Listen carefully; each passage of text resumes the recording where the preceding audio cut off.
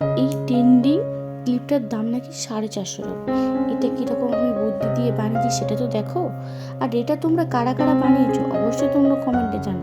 আর যদি ইন্টারেস্ট থাকো তবেই কিন্তু দেখো, নাহলে তোমরা স্কিপই করে যাও।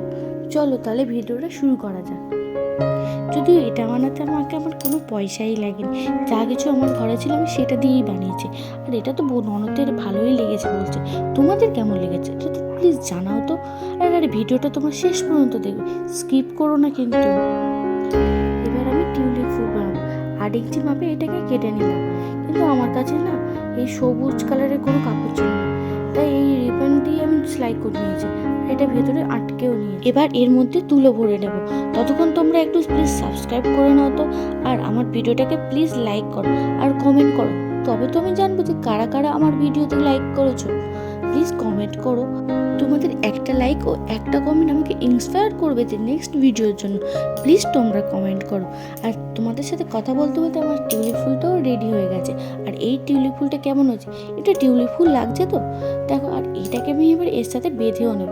এই ক্লিপটা রেডিও হয়ে গেছে, আর এটাকে আমি আমার ননদকে পরিয়েও নেব। দেখো কেমন লাগছে আমার ননদকে। ভিডিওটা ভালো লাগলে অবশ্যই লাইক করো আর কমেন্ট করো। আজকের মতন টাটা।